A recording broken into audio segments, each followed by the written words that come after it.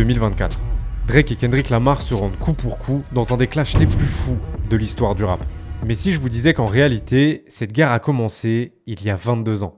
Pas entre eux directement, mais avec une embrouille totalement différente impliquant deux autres poids lourds de l'industrie musicale. Une embrouille qui, sans qu'ils le sachent, allait déclencher certains des plus gros clashs de ces 20 dernières années. Pourquoi le clash entre Drake et Kendrick Lamar est-il lié à une embrouille vieille de plus de 20 ans ? Pour comprendre tout ça, on va revenir sur tous les conflits engendrés par cette histoire. Mais avant ça, il faut qu'on parle de l'embrouille originelle qui va mettre le feu aux poudres. Yes, 2 petites secondes, je m'envoie une gorgée de Oli en rapide. SO Oli, le partenaire qui m'accompagne sur cette vidéo.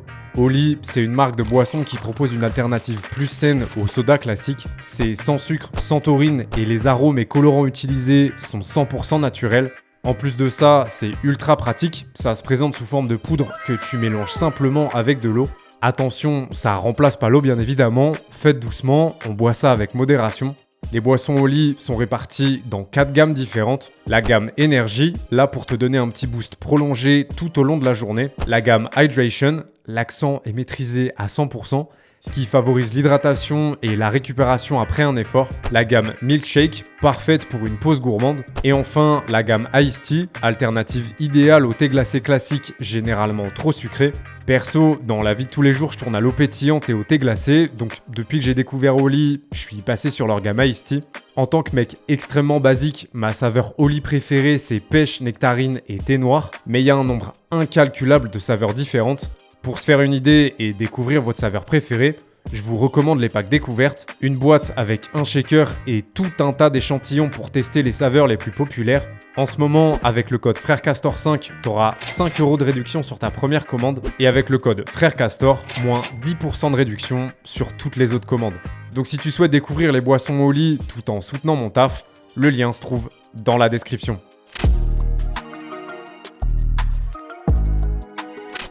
Ok, on est en 2002. J'essaie de refaire la Corée des Last Ketchup dans mon salon. Je suis traumatisé par la mort de Jango Fett dans Star Wars 2. Mais surtout, la France est éliminée de la Coupe du Monde dès la phase de poule. 2-0 et crucifie Fabien Barthez et tous les espoirs français qui s'envolent. Une année...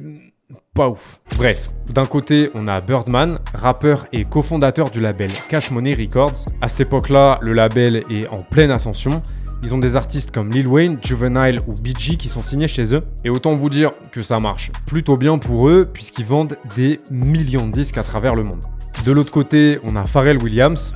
Oui, le mec qu'absolument tout le monde connaîtra plus tard avec sa chanson Happy.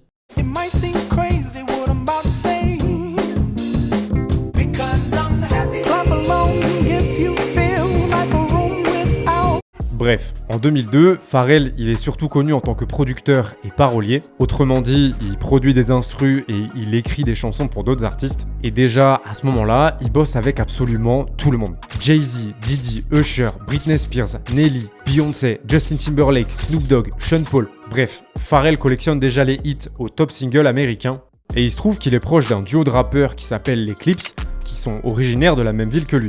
Clipse, c'est un duo formé par Pusha T et son grand frère Malice. Et comme Pharrell, il les trouve très chauds, un jour il est en mode « Ouais les gars, je vais créer mon propre label là, Star Trek Entertainment.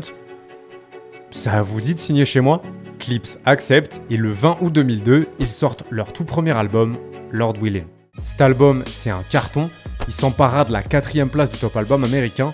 Il sera plus tard certifié disque d'or aux États-Unis et il reçoit un accueil positif que ce soit du public ou de la critique.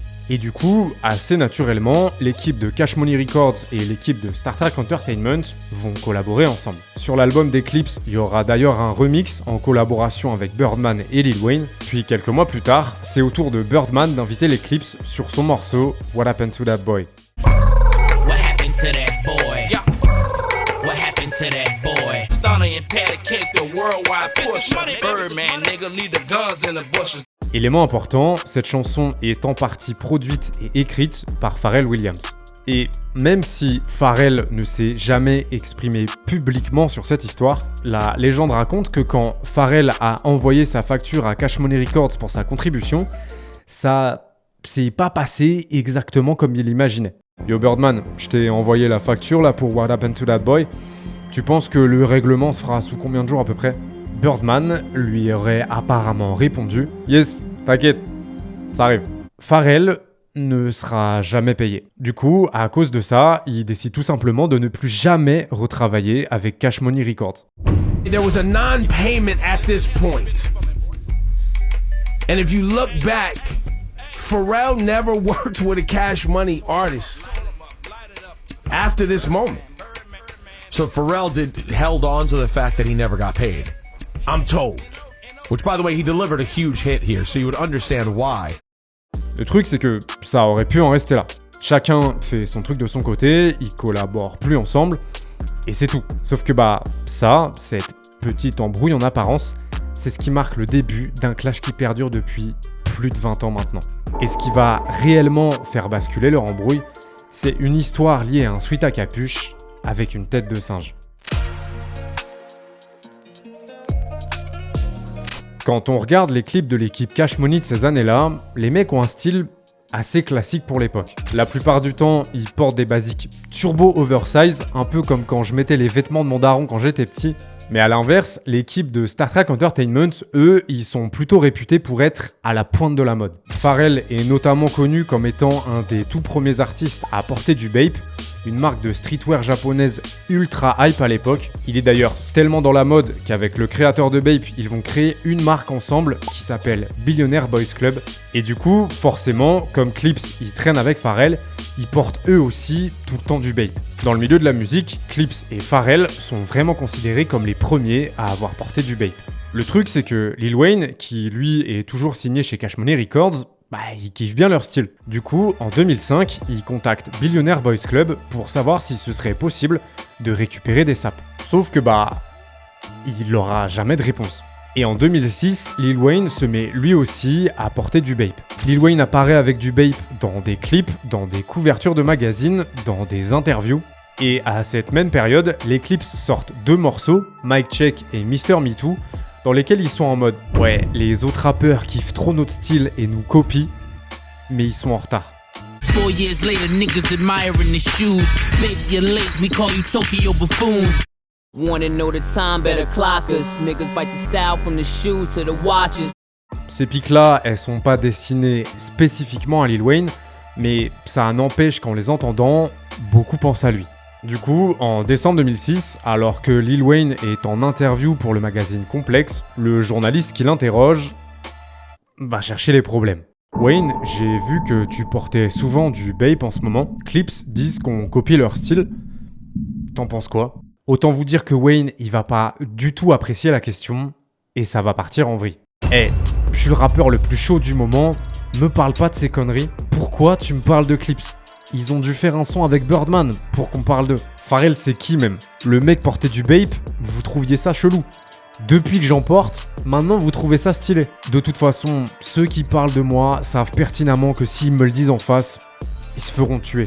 Pharrell, lui, il répondra jamais publiquement à Lil Wayne. Par contre, les Clips, en particulier Pusha T, ça va pas du tout être la même ambiance. À partir de ce moment-là, ils vont régulièrement clasher Lil Wayne, que ce soit en interview ou en chanson. Et le truc qu'il faut savoir, c'est que Pusha T, il est sans pitié.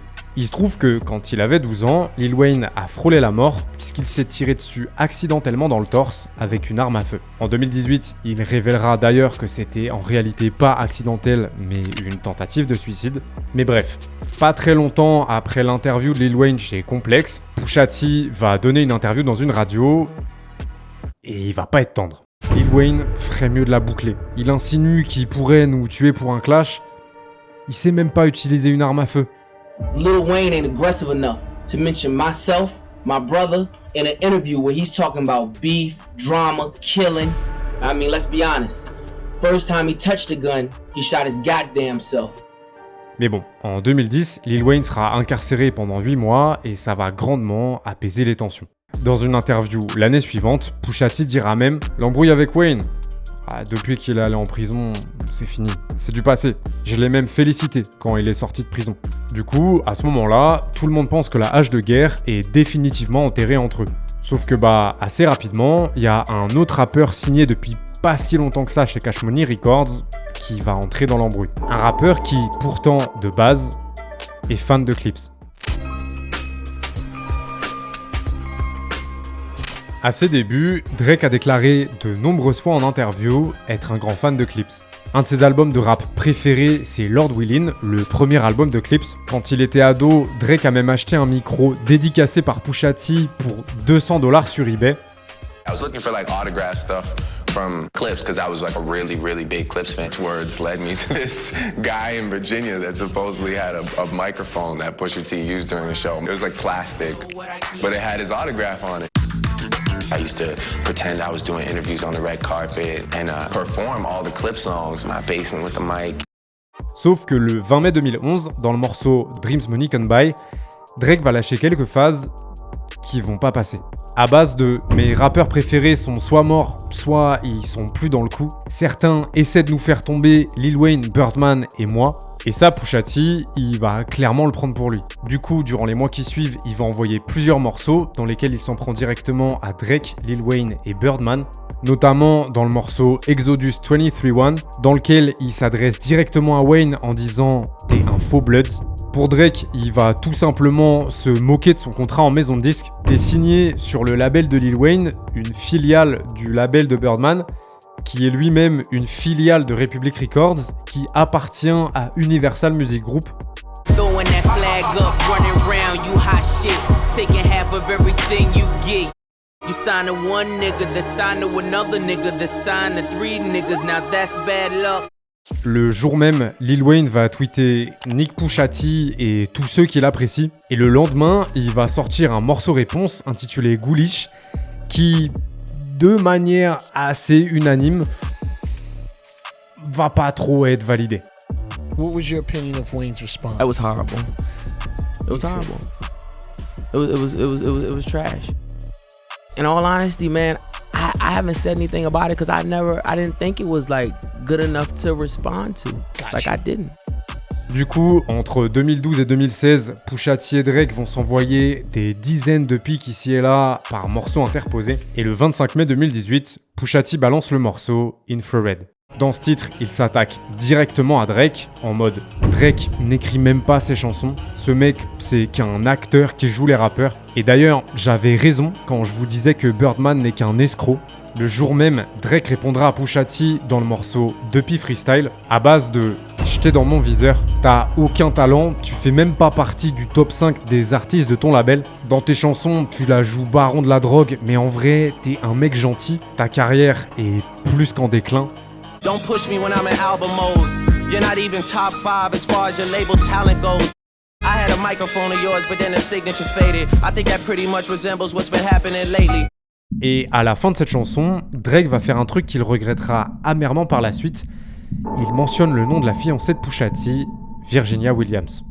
I told you keep playing with my name and I'ma let it ring on you like Virginia Williams. La guerre est officiellement déclarée et 4 jours plus tard, Pusha T réplique avec le titre The Story of Adidon. Vous vous souvenez plutôt quand j'ai dit que Push, il est sans pitié? Les problèmes. Déjà, sans parler même de la chanson, la pochette du morceau, c'est Drake en blackface.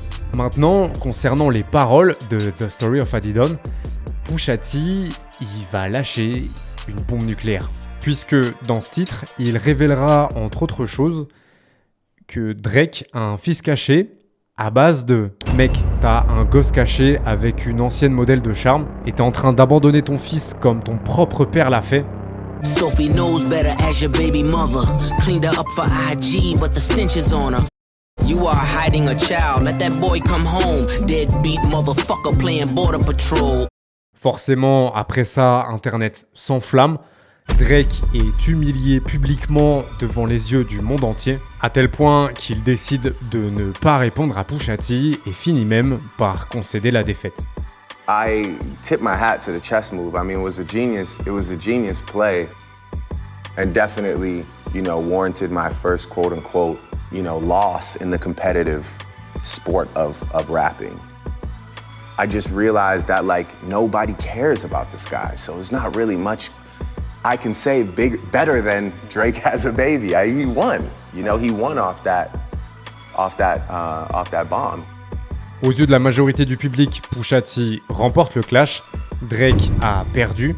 Après, bon, il a perdu un clash de rap, comme plein d'autres artistes avant lui. Mais le truc, c'est que Drake, il va pas en rester là.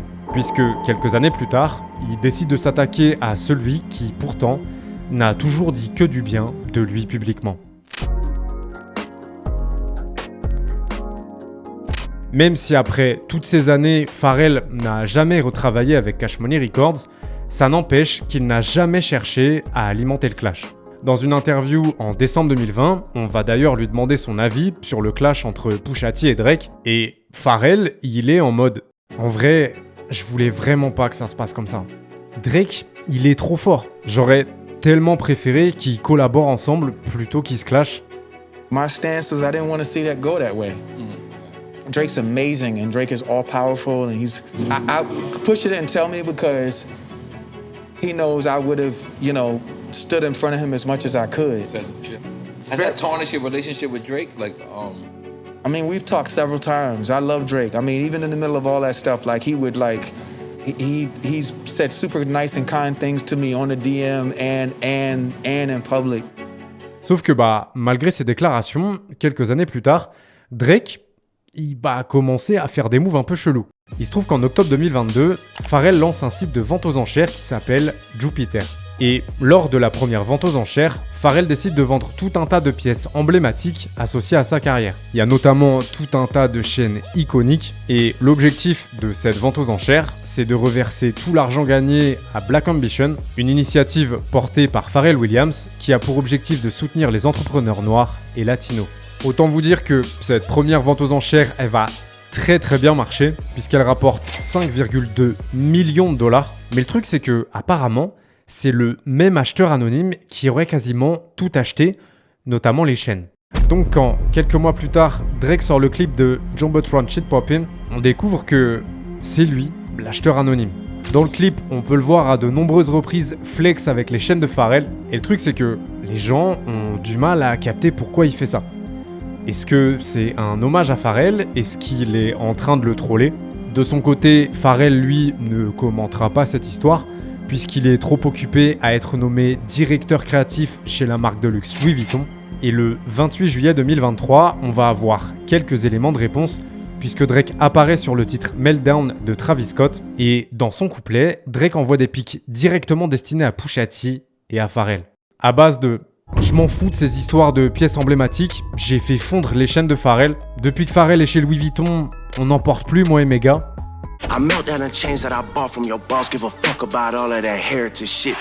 Après ces attaques directes, Pharrell, lui, va rester dans sa ligne de conduite et ne pas répondre.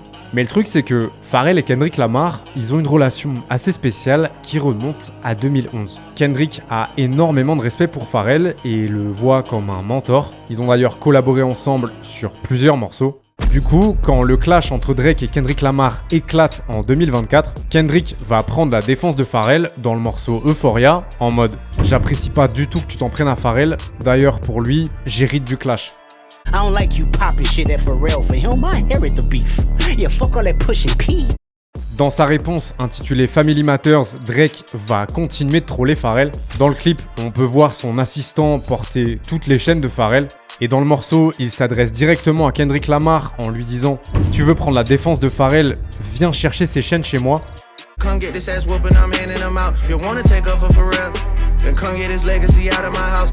Mais même suite à ces attaques, dans un premier temps, Pharrell ne va pas répondre publiquement.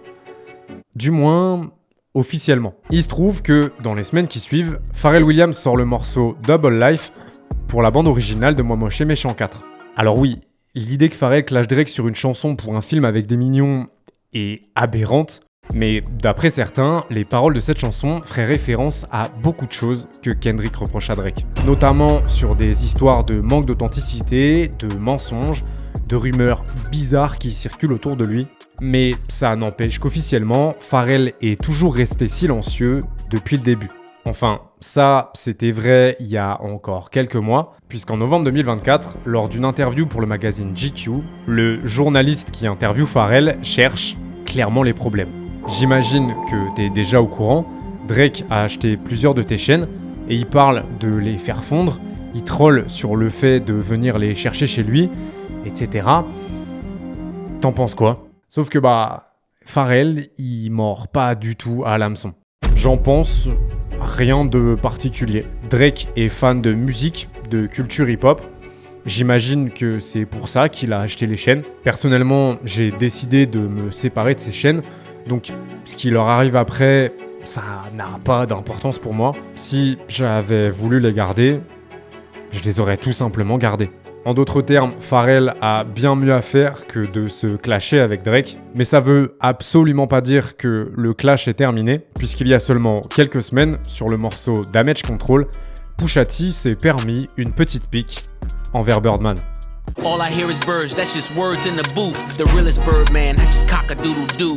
Si tu as apprécié cette vidéo, je t'invite à aller regarder celle-ci dans laquelle je te raconte pourquoi Lil Nas X sombre peu à peu dans l'oubli, ou celle-ci qui explique pourquoi NBA Youngboy a usurpé l'identité d'un médecin.